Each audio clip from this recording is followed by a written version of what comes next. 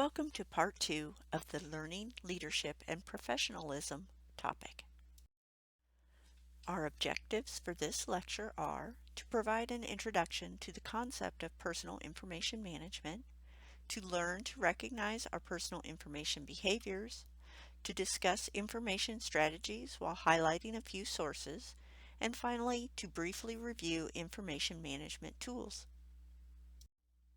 Besides formal continuing education opportunities and certifications, all nurses need to stay current in their field in less formalized ways.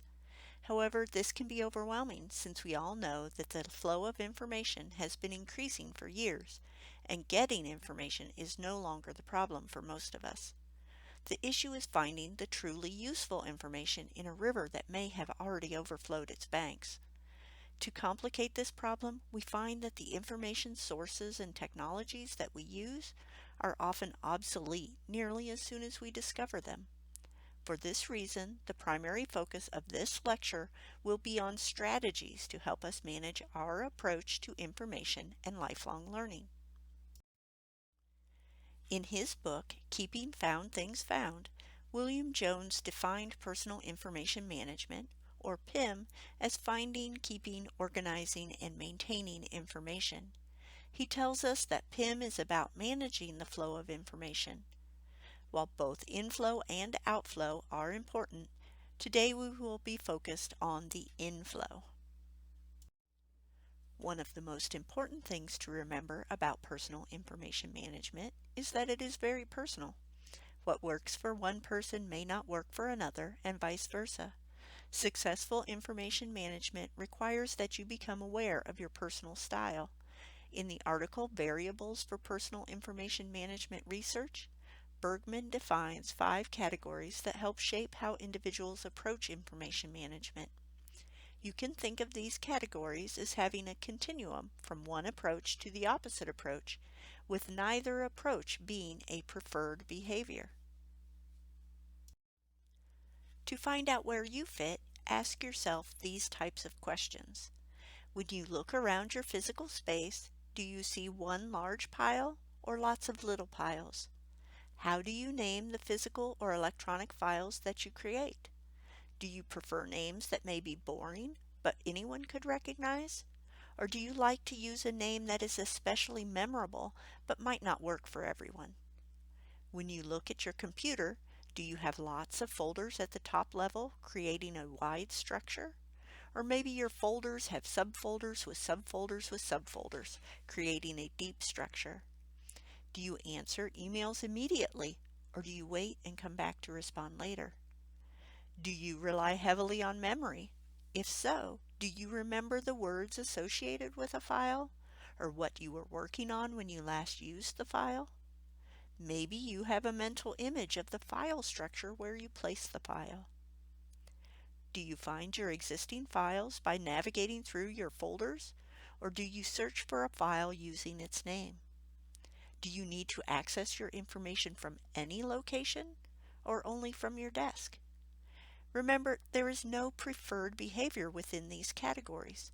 You can be successful in your personal information management wherever you fall. Success comes from recognizing your behavior and finding the tools and strategies that fit your style. So now that we realize that successful personal information management starts by knowing ourselves and recognizing our own behavioral patterns, the next step is to think about the information, the river current that we are trying to control. We are constantly bombarded with information, from small bits of it to large, complex, and hard to digest pieces. The challenge is to receive the useful while ignoring the clutter and to be able to return to the useful when we need it. In his book, Jones encourages you to think about what you can live without. Do you still need to be on all of those listservs? If not, take the time to unsubscribe. Are you deleting every message that comes in from a source? Perhaps you should block that source. Most of the time, however, we cannot fully turn off our devices or information channels. So if we can't turn the flow off, we need to filter it. Some of this filtering is simple. Activate spam filters, block pop-ups, and turn off email notifications. Think about setting up message filters for listservs, but only if you will actually go into the folder later to look at the messages.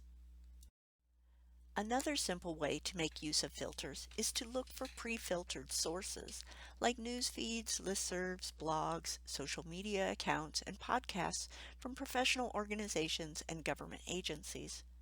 By looking for these sources, you can avoid general health feeds from large media outlets that will contain lots of information clutter, like ads and irrelevant news items. Select sources that suit your learning style. For example, if you learn best by listening, choose podcasts.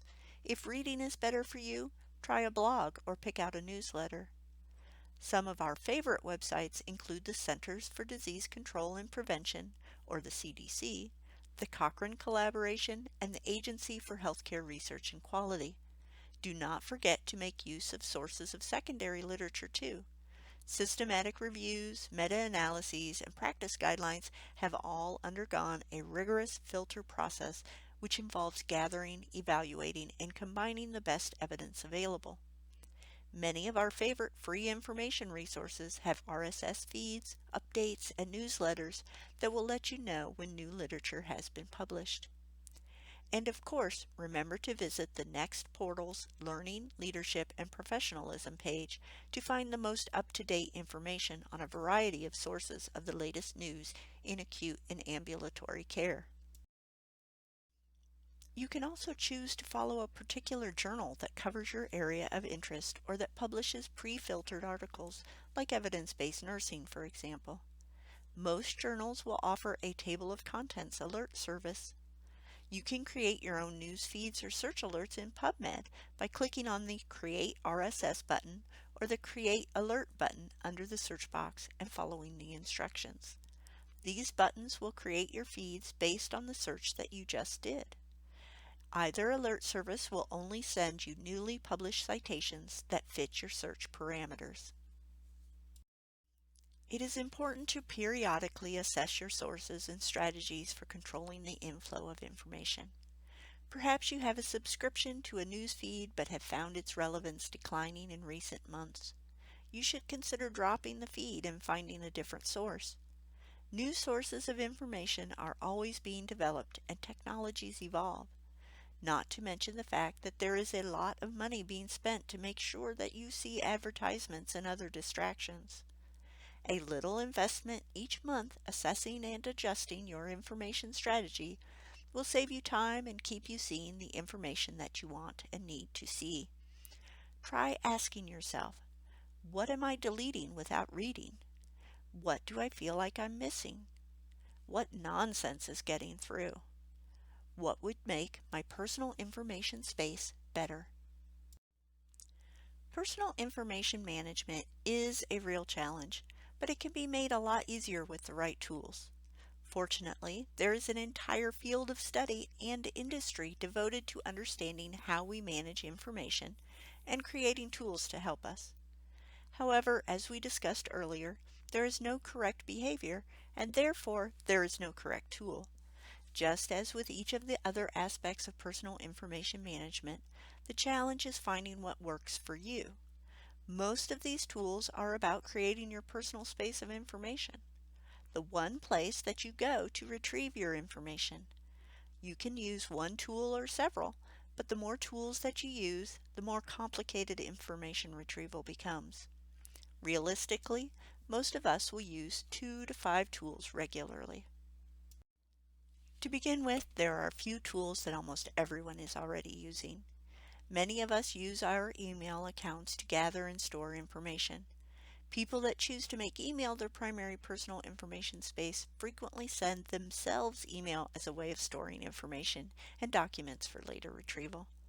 Another tool that most of us use to some extent is our computer's hard drive, or perhaps because we need to have access to our information from anywhere, we use a jump drive or maybe use cloud storage that can be shared with colleagues.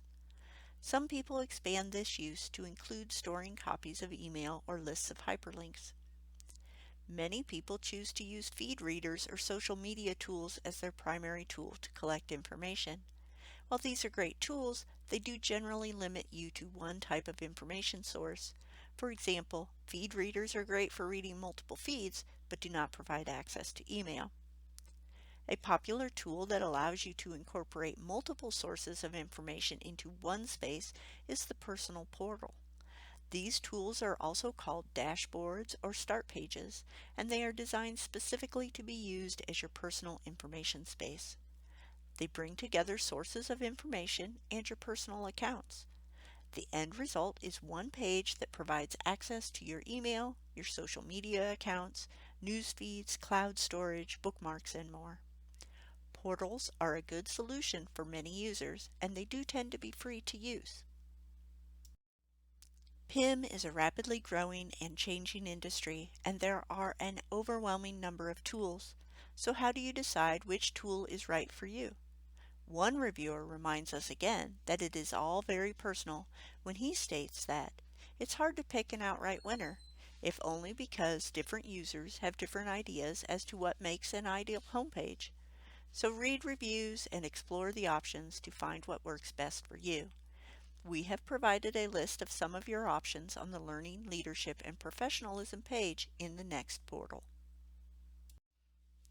In summary, successful personal information management requires that you recognize your personal behaviors and pick strategies and tools that complement your profile. Success is also dependent on our ability to assess our success and periodically adjust. The world of information is vast and ever-changing, and if we do not make the effort to take control of the inflow, outside forces will. Remember that there are lots of strategies and tools to help us so that with a little regular effort, we can keep in the current without being overwhelmed. Thank you for viewing the Leadership, Learning, and Professionalism lectures. We used these sources.